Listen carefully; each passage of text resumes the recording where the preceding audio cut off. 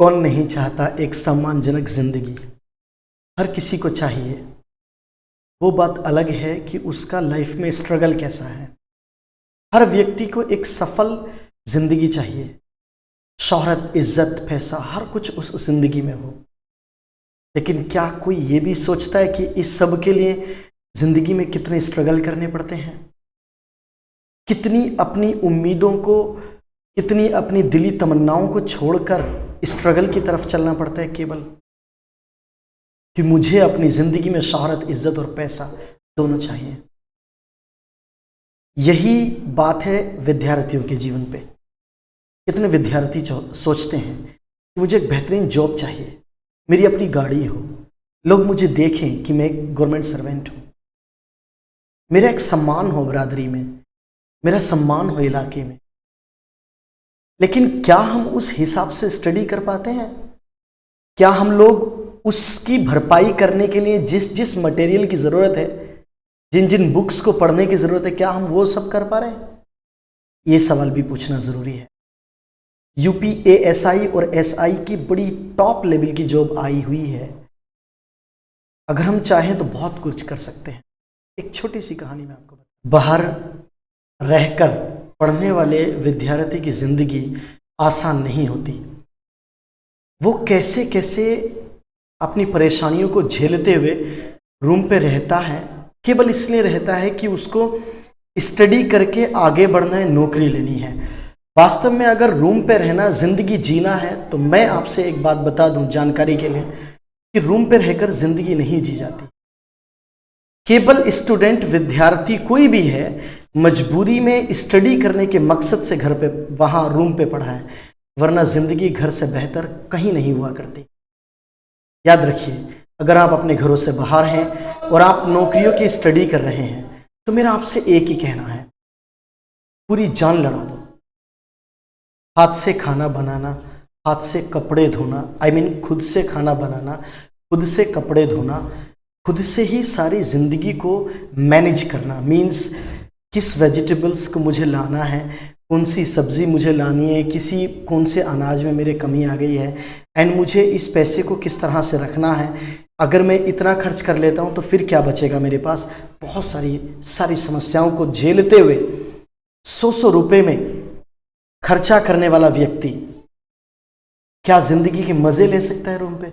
नहीं। और जो ले रहे हैं या जिनको ऐसा लगता है कि बाहर जिंदगी केवल मजे लेने के लिए जी जाती है, तो मैं क्षमा चाहता हूं उन सब से। उनके लिए ये बात नहीं है। जो वास्तव में कुछ करके दिखाना चाहते हैं, तो मेरी बस एक ही बात समझ लीजिए, हमें शौक नहीं उठा है, या आपको शौक नहीं उठा है कि बाहर जाके खुद मेहनत करके खाएं, कमाएं, सब कुछ करें, और फिर भी आप कुछ करके ना दिखा पाए, तो आपको शौक नहीं है। उससे बेहतर है घर पे रहिए, उससे बढ़िया जिंदगी आपको नहीं मिल सकती। ये मेरा वादा है। तो याद रखिएगा, रूम पे केवल पढ़ने के लिए रुकिए और मेहनत करके उधेड़ के बुन दीजिए स्टडी को। मेरा हमेशा से कहना रहा है प्रत्येक विद्यार्थी से कि आप अपने पापा के द्वारा दिए गए पैसे का सही उपयोग करते हुए जिंदगी में वो काम करके चले जाइए जिसको जमाना याद रखे और गांव में मिसाल दी जाए। जिस जगह आप रहते हैं, आपके निवास स्थान पर, आपके कोचिंग इंस्टीट्यूट में आपका चर्चा चले कि वो बंदा था जिसने हर चीज़ को बढ़िया तरीके से मेंटेन किया था, पैसे को और पढ़ाई दोनों को। तो मेरा कहना यही है, लॉकडाउन के बाद दोबारा से स्टडी कराने के लिए टीचर्स लोग आपकी मेहनत कर रहे हैं। हो सकता है कि बहुत जल्दी कोचिंग्स ओपन हो जाएंगे। मैं आपसे रिक्वेस्ट करता हूं कि यूपीएसआई, एएसआई या लेखपाल की या पेट की जो भी भर्ती आने वाली है, कसम खा के पीछे पड़ जाइए, छोड़ना नहीं है पीछा। जब तक नौकरी में सिलेक्शन नहीं ले लेना है, सब कुछ बेकार है हमारी जिंदगी में। घूमना, दोस्तों के साथ रहना, सब कुछ खत्म है हमारी जिंदगी में जब तक नौकरी नहीं ले लेंगे। ये सोच लीजिए, ये लास्ट बार है। अब आने वाली भर्तियां अगर नहीं मिली तो फिर नहीं मिलने वाली। ये मेरा वादा है आपसे। वादा नहीं कह सकता, ये अनुभव भी रहा है और आपका भी रहा है, मेरा भी रहा है, बता रहा हूं।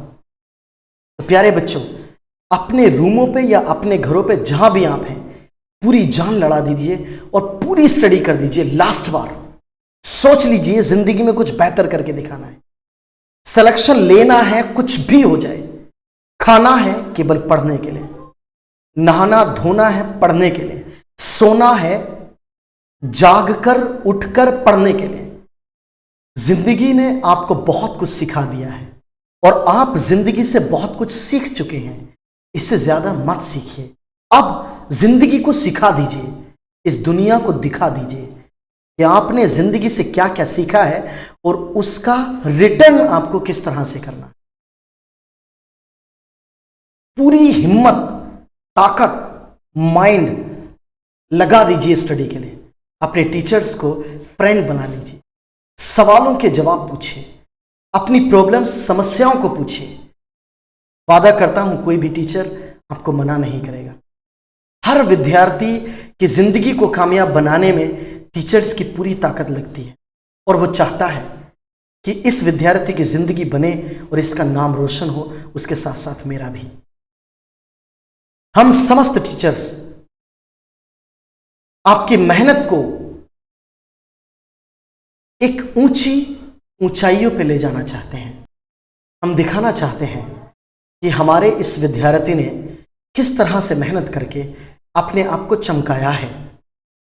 मैं चाहता हूं कि आप जितने भी यूपीएसआई और एएसआई के लिए टारगेटेड बैच को ज्वाइन करना चाहते हैं, मैं सबके कंधों पे सितारे देखना चाहता हूं। ये मेरी दिली तमन्ना है।